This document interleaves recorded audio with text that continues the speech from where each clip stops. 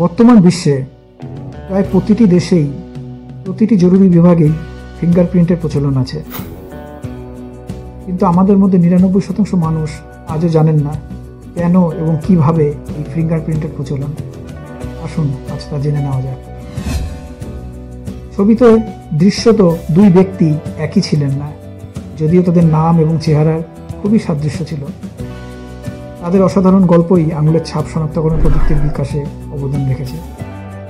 এক শতাব্দীরও বেশি আগে বাম দিকের পুরুষ উইল ওয়েস্ট এবং ডান দিকে উইলিয়াম ওয়েস্ট উভয়কেই কানসাসের লেভেনওয়ার্থ পেনিটেন্সিয়ারিতে কারাদণ্ড দেওয়া হয়। সালটি ছিল 1903। উইল ওয়েস্ট আসার সময় কারাগারের রেকর্ড খুব বিভ্রান্ত হয়ে পড়েছিলেন, কারণ তিনি ভেবেছিলেন যে তিনি 2 বছর আগে তাকে প্রক্রিয়া করেছিলেন। এমডব্লিউ ম্যাকক্ল্যাগরি উইল ওয়েস্টকে কারাগারে তার পূর্ববর্তী সফর সম্পর্কে প্রশ্ন করায় উইল ওয়েস্ট উত্তরে জানান তিনি এর আগে কখনো এখানে আসেননি।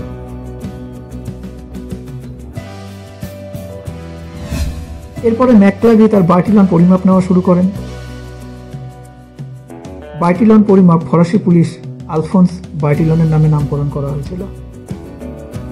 এই পদ্ধতির দ্বারা কোনো ব্যক্তির সম্পূর্ণ শারীরিক বৈশিষ্ট্যের মাত্রাগুলি লক্ষ্য করা যায় এবং এটিই ছিল তৎকালীন সর্বোত্তম শনাক্তকরণ কৌশল।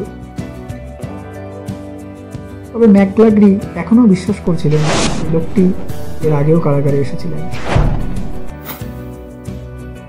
কিন্তু তারপরেই ম্যাকক্ল্যাগরি তার ফাইল সিস্টেমে উইলিয়াম ওয়েস্টকে অনুসন্ধান করেছিলেন এবং আবিষ্কার করেছিলেন যে ছবিতে দেখানো উইল ওয়েস্টের সাথে তার আকর্ষণীয় সাদৃশ্য রয়েছে। প্রকৃতপক্ষে তাদের বার্টিলন ব্যবস্থাও ছিল অভিন্ন।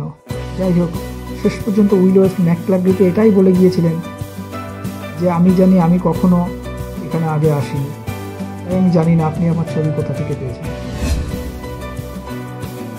ম্যাকক্ল্যাগরি বিস্ময় প্রকাশ করেন। তিনি ভাবছিলেন তিনি সঠিক ছিলেন, কিন্তু বাস্তব ছিল উইলিয়াম ওয়েস্ট আসলে একজন সম্পূর্ণ ভিন্ন লোক, যাকে 2 বছর আগে হত্যার দায়ে কারাগারে পাঠানো হয়েছিল। তবে মামলাটি বার্টিলন পদ্ধতির ত্রুটিগুলি প্রকাশ করায় মার্টিন কর্তৃপক্ষ নড়ে চড়ে বসে। শেষ পর্যন্ত তারা কোনো রাস্তা না পেয়ে দ্রুত আঙুলের ছাপের আশ্রয় নেয়।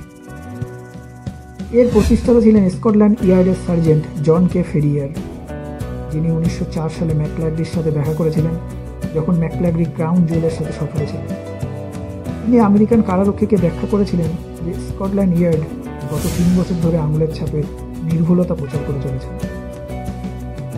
তার বিক্রয়ের পরে ম্যাকক্ল্যাগরি এটির উপর প্রশিক্ষণ গ্রহণের পরে লেভেনওয়ার্থ কারাগারে পদ্ধতিটি উপস্থাপন করেন। কিছুক্ষণ পরেই আমেরিকার প্রথম জাতীয় ফিঙ্গারপ্রিন্ট ভান্ডার তৈরি হয় এবং এটিই ছিল বিশ্বের প্রথম ফিঙ্গারপ্রিন্ট প্রচলনের দিন। তবে 1958 সালে ভারতের জঙ্গিপুরের হুগলি জেলার chief magistrate sir William James Herschel ব্যবসায়িক চুক্তিতে স্ট্যাম্প করার জন্য লোকেদের হাতের তালু ব্যবহার করার অনুরোধ করেন এবং সেখানে তিনি আঙুলের ছাপের ব্যবহার শুরু করেছিলেন। তিনি বোধহয় এর পিছনে জড়িত থাকা বিজ্ঞানটি বুঝতে পেরেছিলেন। তিনি এটি করেছিলেন কারণ তিনি অনুভব করেছিলেন যে এটি শনাক্তকরণের একমাত্র কার্যকর পদ্ধতি হতে পারে। এই বিষয়ে আপনাদের যদি আরও কোনো তথ্য জানা থাকে তাহলে অবশ্যই তা কমেন্ট করে জানাবেন এবং আমার ভিডিওটি কেমন লাগলো তা অবশ্যই জানাবেন।